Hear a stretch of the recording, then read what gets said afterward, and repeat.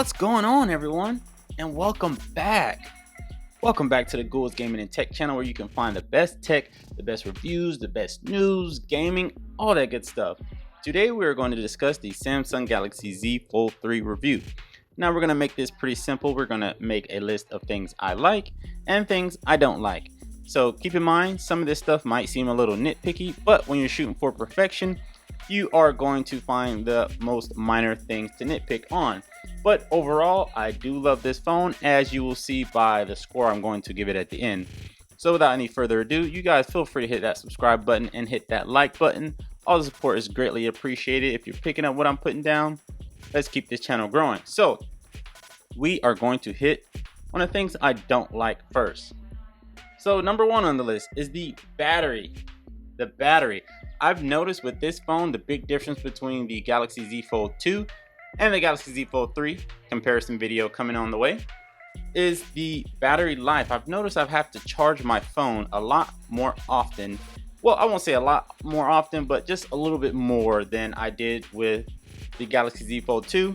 This battery is a 4400 milliamp and the Z Fold 2 is a 4500 milliamp. So not much big of a difference, but I just noticed I connect to a charger a little bit more.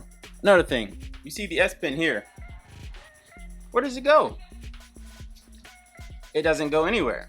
There's no S Pen slot as there was in the Note series. So I constantly find myself having to use this if I want to use the S Pen.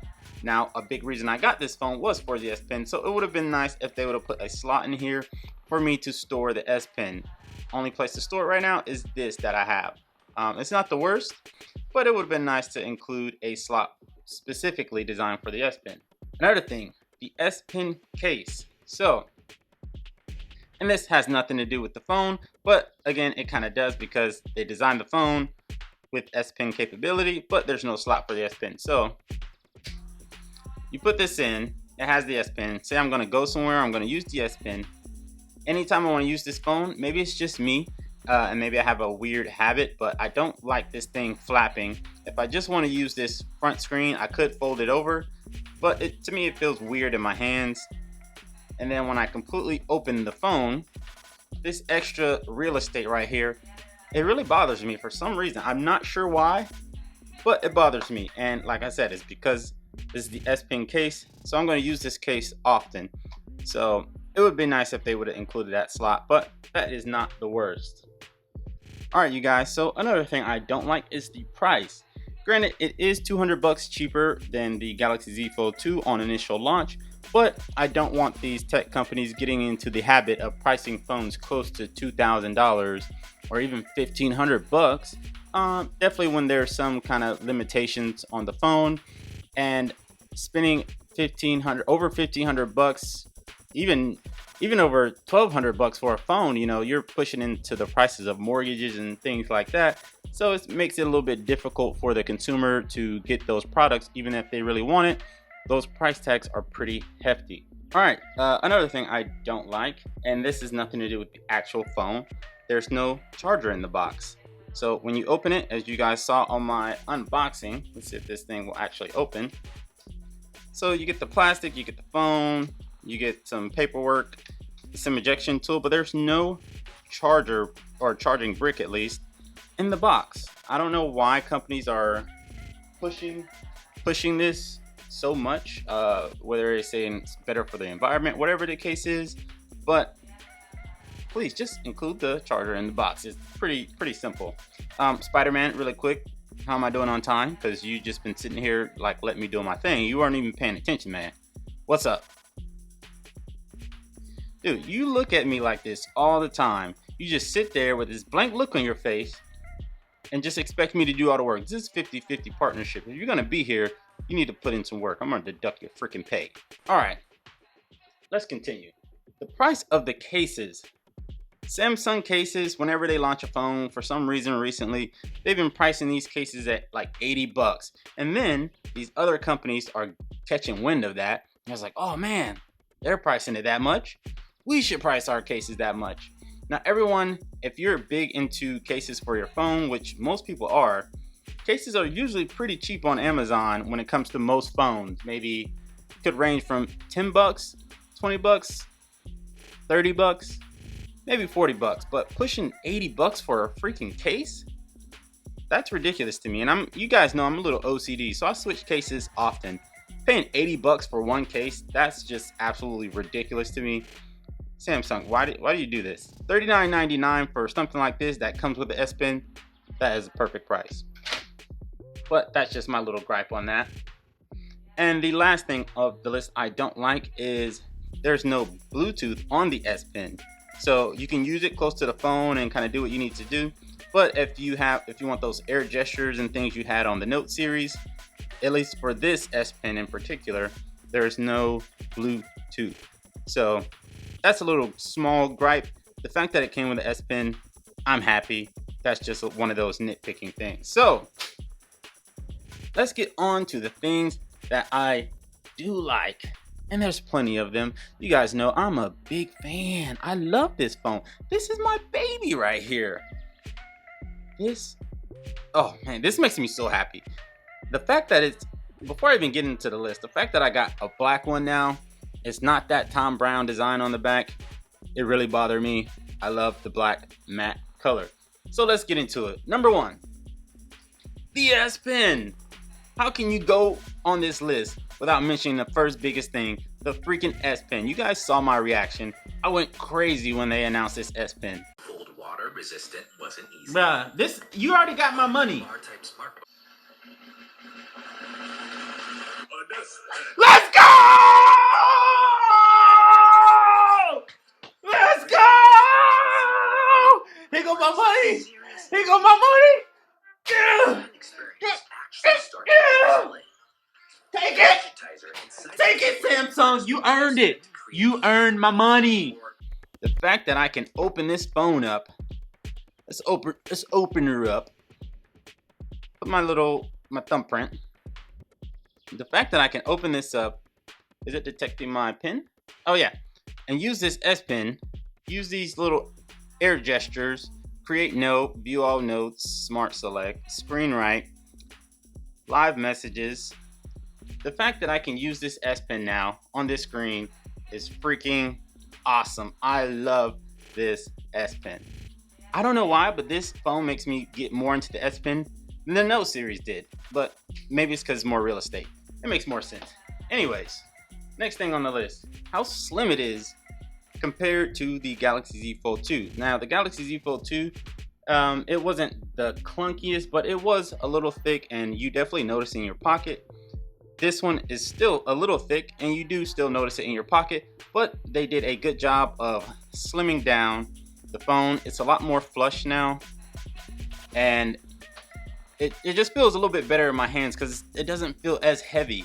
So the battery, yes, you took a hit with the battery, but the hinge is way slimmer and squared off.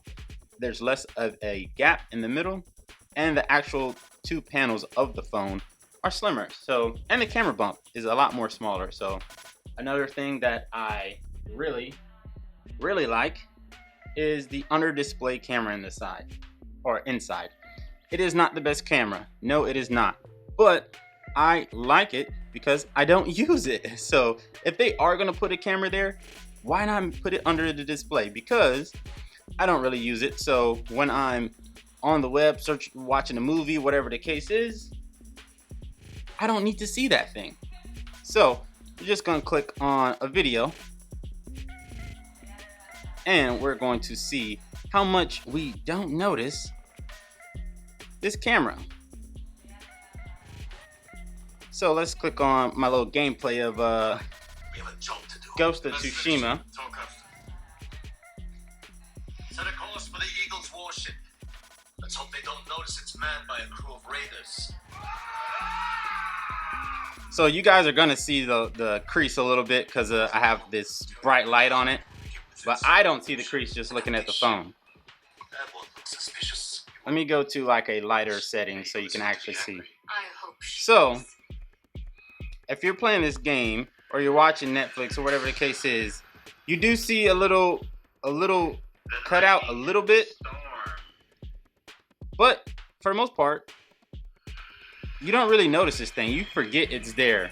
Now it's super noticeable right now. Really quick, I'm gonna switch my It's super noticeable right now to you guys, at least, because I have a lot of lights on and my camera is like really zoomed in, so you're gonna notice it. But when you have this in your hand, you don't really notice this camera cutout. All right, let me not get sidetracked. We gotta keep it pushing. We can't be here all day, you guys. Let's see. Let me play a game on here. Let's play this bike race game. Look at that. It's so seamless. It just blends in with whatever you're playing. Single player, desert. All right, I got you. We tilt, we rotate, all that good stuff. Makes a more seamless gameplay experience. Look at the skills. Look at the skills.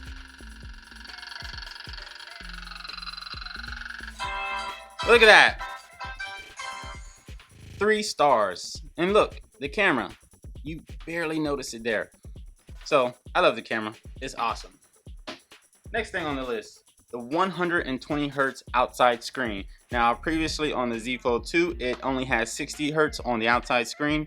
So, they just added that 120 Hz to the outside screen just to make more of a smoother and buttery experience. So, something minor, but for those of you guys who care for that and you're really paying attention to those Hertz, there you go. Plenty of Hertz for you to scroll through. Another thing that I like, multitasking. Multitasking on here is pretty similar to the Galaxy Z Fold 2, but they just made it a little bit more efficient. Like, for example, if you go into settings, it now has a multitasking setting or screen, so you can actually look at your options and then you can scroll it as well at the same time. How dope is that? All right, another thing, the labs feature. Oh man, this is probably my favorite feature on the phone. So if you go all the way to, where is it? Advanced features. Let me make sure my brightness is all the way up. All right. If you go all the way to advanced features and then you go to labs, multi-window for all apps. So if it's an app that allows you to have multi-windows, you can do that. Auto rotate apps, that is a big deal. So if you want all apps to rotate in landscape or portrait, you have that option to do so now.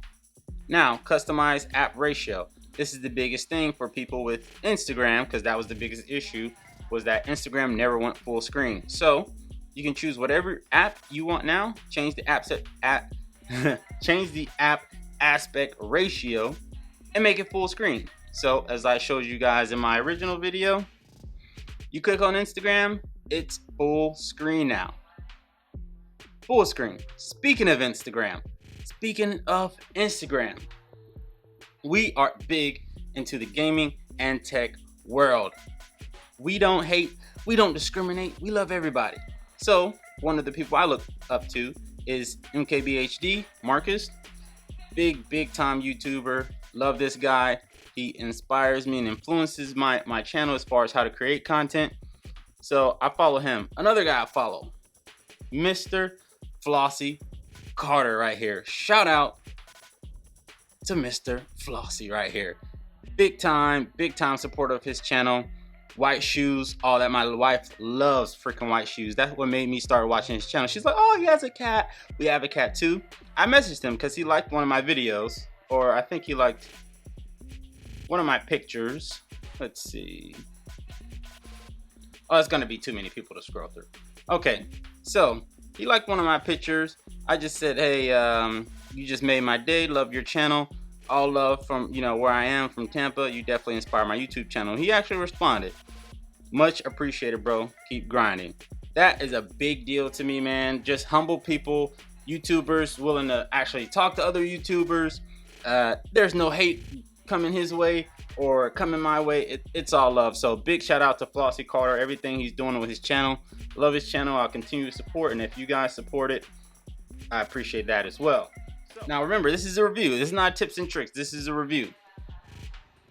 So if you have your side panel right here and then you click these 3 lines right here and click pin, you instantly have a taskbar on the right side of your screen, or you probably can move it to the left side. That is so dope. It brings more of a laptop or computer aspect, or even a tablet aspect to your phone. So you always have those apps instantly right there on your phone. And if you want to keep it, you can just keep it there. So I'm going to unpin it really quick to remove those. But that's super dope. Another thing that I really like, bear with me. I like the price, but I don't like the price because the price is $1,800, so it's still pretty expensive. But I do like the fact that they made it $200 cheaper than the Galaxy Z Fold 2 upon launch. So this launched at $17.99. The Z Fold 2 launched at $19.99. So $200 difference, and you got S Pen capability.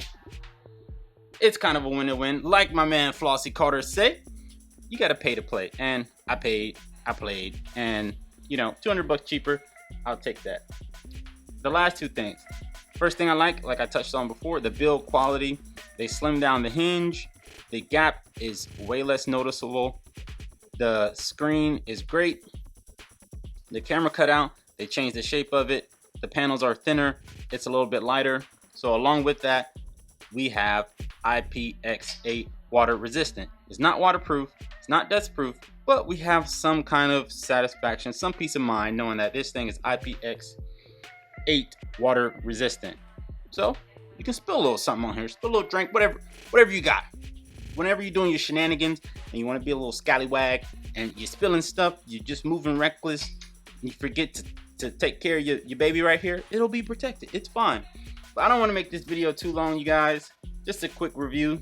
So overall, my rating for this phone, considering that I did have the Galaxy Z Fold 2, going to the Galaxy Z Fold 3, and everything I just discussed, I'm going to give this phone a solid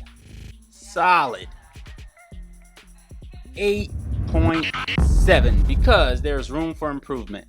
This is a great phone. I definitely recommend it to anyone who's in the market to get a new phone, and definitely if you want a flagship phone. But I'm going to give this phone an 8.7 out of 10. 100% I would get this phone. I'm a tech guy, so I was going to get it anyway. Like I said, you got to pay to play, as my man Flossie Carter would say, and I want to play. So 8.7 because there's always room for improvement. If this thing had S Pen slot, the battery was the same or a little bit better, the price was way better, charger in the box, that score would go way up. But due to those things, I'm just going to get an 8.7. But thanks for watching the video, you guys. That's going to be it. That's going to be my review of this device. Definitely recommend, and I'll see you guys in the next video. Peace. Let's get it.